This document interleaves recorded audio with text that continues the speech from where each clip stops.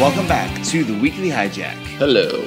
So after most episodes of Lost, when we finish, there's all the ways this kind of sigh in the living room of just trying to collect ourselves and secretly wipe tears away and things like this. And this episode is certainly no exception. In fact, this is probably one of our favorites. This is a very good episode on lots of levels. This is his 23rd Psalm, I guess we should mention. Yes. Echo's backstory. In some ways, it almost feels like a season 1 episode.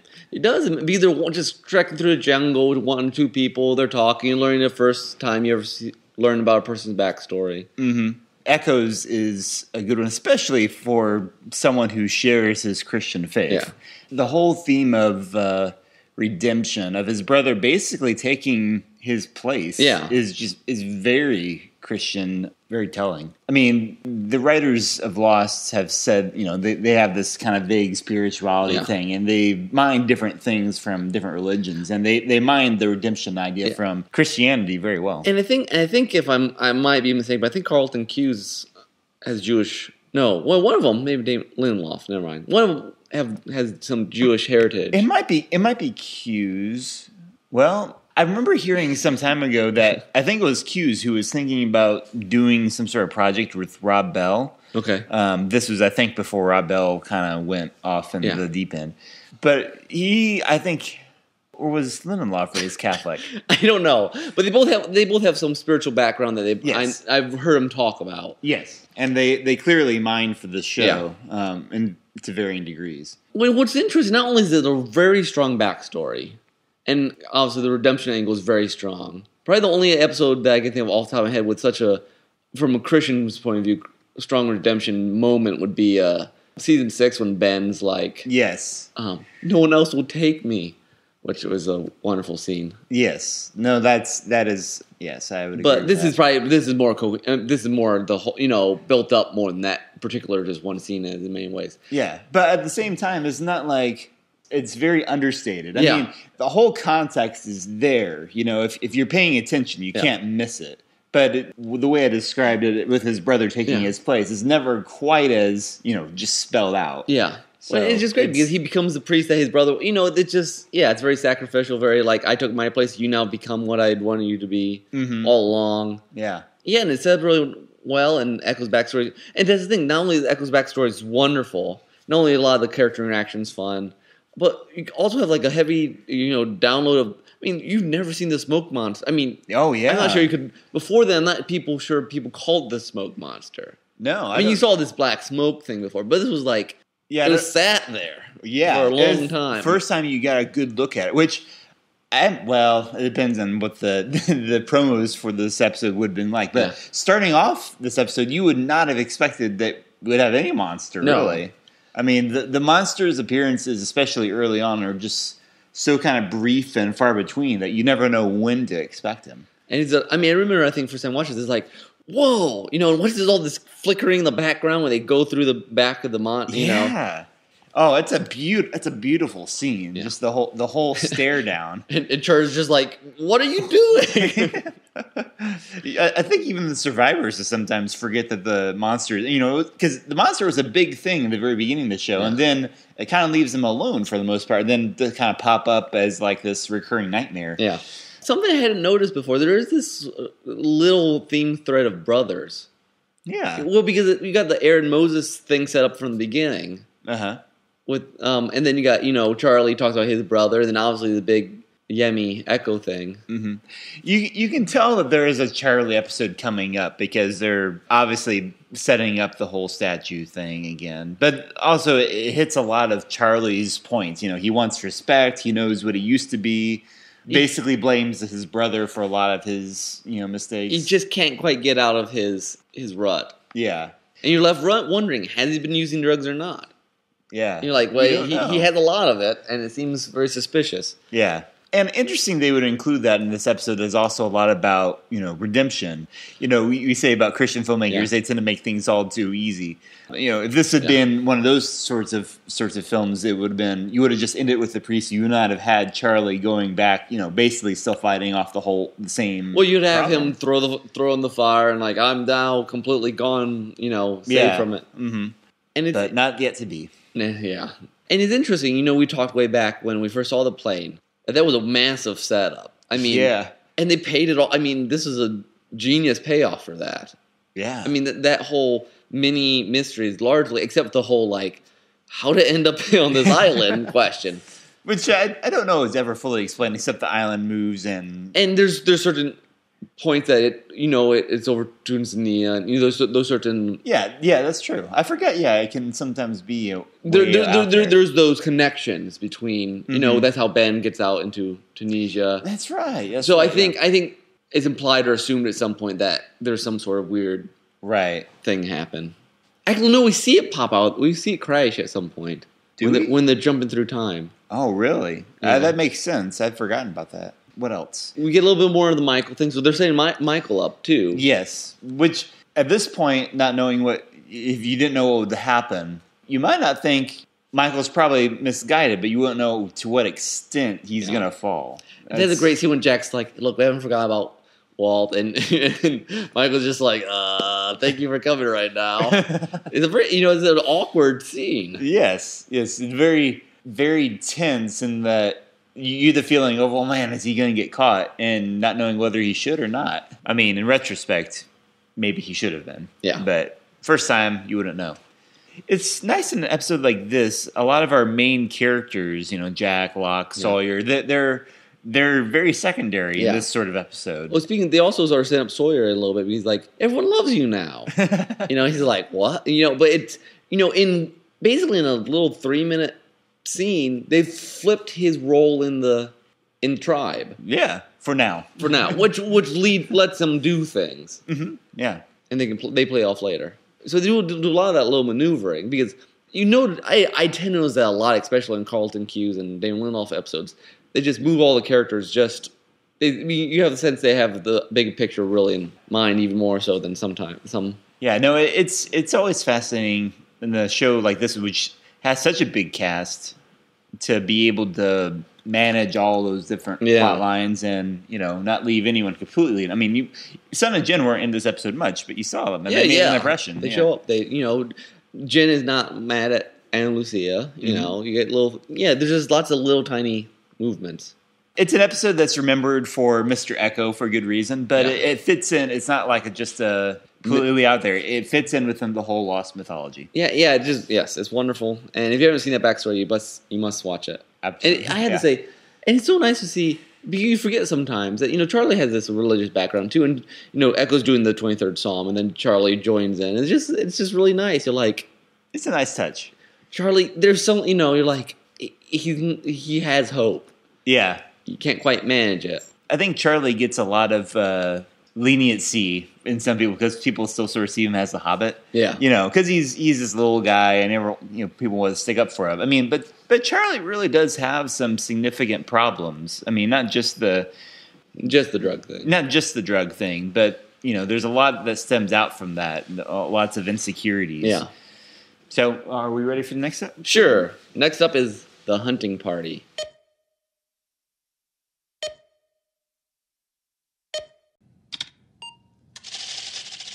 All right, we just finished the hunting party. Yes, and they keep... so, Michael, they finally ran. Yeah. You're right. He left a lot earlier than I was thinking he did. I guess because the big double death scene comes much later. Yeah, it comes pretty near the end. Yeah. Then in this case, we have Michael taken off and Jack and Locke and Sawyer in hot pursuit. Well, and Kate too, but, they don't... Yeah. Yeah. Interesting again to see how close Michael, Sawyer, and Jen had because Jen was ready to leave right away too. Yeah, and Son's like, yeah, you're not doing that. I want to nominate Jen and Son for cutest couple in Lost. Yes. Sometimes it's easily at the end of this episode, you're like, okay, we'll just end their story now. They're all happy. They're reconciled. And it just keeps going on. And it just keeps, they have troubles after this. It's true. Did you guys have anything that you had forgotten about that you found really interesting this episode? Most of that. What was it? I didn't know it was this early that Walt went after Michael. Or Michael went after Walt. Yeah, that's what I meant. Yeah. Yeah, so we saw the others kind of strut their power. Well, that's the thing. First time, that's really your first direct other encounter right after we just had our first direct black smoke monster encounter. So they're hitting 1-2 for the mythology right now in this season. It's true. And it just goes to show that they have a lot to go around, Yeah. Like, for the mythology people, this season is where they really dug in. I mean, the Hatch. We haven't got to the numbers doing crazy stuff yet. The Hatch, almost going nuts. Yeah. So, all kinds of stuff for mythology people. I think it's fascinating. Okay, so you have this first encounter, and it's kind of ominous, and Zeke, as everyone called him afterwards. But was it Jack's like, I don't think there's anyone out. I think he got one guy on a gun, and we find out later they had one guy with a gun. What, really? Yeah, I'm pretty. I wondered, did they not have guns? I know. I'm pretty sure it's just Alex, which they name drop, and if which would Rousseau's daughter. Yeah. The name drop there, so the people connecting dots are like, Alex. Yeah, that's true. That's and I think it's just her and Zeke and maybe one other guy. Some sort of flame. So I think they set the flame thing up. Mm-hmm. That's weird though. Like, it seems like an awful lot of trouble to do, and I mean there really are a lot more others. I mean, there's that many others easily. There's not many. They're really not a very combative. I mean, they got a couple of them that are. Yeah. But I can't remember. They do the flashback at some point from someone's point of view at some point. But maybe, it's probably very much on the cuff. You just get done right now. And they probably don't expect 3 people with guns. They're probably out there to get Michael. Yeah, that's true. In some ways, it feels like one of the more real conflicts between the survivors and the others, because a lot of these the previous ones with Ethan and with Goodwin, it was just kind of this rumor, and here's just this one dude. Yeah. But this one felt more like direct confrontation. It wasn't just the others, these mythical things. Like, no, this is this force to be dealt with. This is our island. Yeah. Oh, and it's very interesting too, because it is a little ambiguous. Maybe not as much first time, but you're like, do these guys have much power as they say they do? They seem a little more, it's just an interesting. Suddenly the others are tangible, and you can do something about them. Yeah. So Jack at the end of the episode wants to, build an army. Yeah. Which I remember loving that first time I saw it. Yeah. It's like, that's go get them. And you very much get the sense from this one that the writers already kind of understand that the others are not as together as the survivors think they are. Yeah, I mean, that's possible. At least if they didn't, you at least get a lot of. They connect dots really well with the whole beard and everything else this season. Mm-hmm. That they're putting on an act. I still wondered why exactly. Like, why do they bother with the beard? I guess maybe as a disguise. It probably just seems more fitting, intimidating, something. That could be. Let's talk about Jack's flashback real quick. Oh, it's just such a sad flashback. Well, what struck me at the very end is part of the reason why it's so sad is that it's unfortunately feels so normal. Yeah. Like, unlike, Locke that has these weird con men thing, or Sawyer, and, things that you feel is sort of outside the norm. The whole breakup with Jack and his wife here just feels like this could be any divorce case in modern America, which is really, really sad. And it's just sad because he recognized his error and he wanted I think he was legitimate about wanting to change, and she's like, I'm already gone, Jack. It's too late. And just well, he wants to change, but he can't because he has to fix something. Well, I mean, that's the thing, yeah. Are you saying this is a problem with men in general, or? Well, I hadn't connected. I did not say it. Now, did we know beforehand? There was a couple little tiny drop. Just because I like to pick these things up. When Jack's dad's like, "Hey, there's a line," and he's like, "Well, you would know." You're like, he has another lady. Have we had any of that hints before that he has a lady down, another lady? I don't recall. I don't think so. Did Jack even know at that point? Well, I don't know. Oh, I don't think that. Oh no, not about the whole Claire thing. No, I don't. Yeah, but I didn't know that there was another woman it implied that at least he could see his dad doing such things. Yeah, possibly. I mean, before the problems they'd always talked about with Jack's father were more to do with his alcoholism. That's true. And maybe that's just what it was. So I don't remember that there was any talk of that before. Jack's dad's very interesting because though he's in many ways horrible, he really just wants. He sees his sons much better than himself and holds them to an absurdly high standard because of that. This was certainly a case where it felt more like he was looking out for Jack's well-being. Other times you felt like it was more him trying to keep his own power over Jack in a sense. Not not like it was really a power struggle, but like this hierarchy sort of thing. And just another little thing I thought was interesting was, Locke's going to, why do you call yourself Sawyer? I mean, just very interested in Locke's dad is the one where he got the name Sawyer. Yeah. I don't think Locke knows. No, of course not. But it's just a very interesting connection. I have to admit, I was a little confused why Locke brought it up right then. Like, it was like, is this just the writers wanting to bring up this question? It just seemed like a very odd time to Whenever people going through the jungle, they just ask odd questions to each other. When Locke's always trying to get into what people did before and stuff. That's true. I mean, if anyone would ask, it would be Locke. I mean, they were playing a lot of psychoanalysis on this particular jungle trick. Why are you killing? Well, what are you having? Yeah. But so they're going to have a fight over Kate there for a second. So.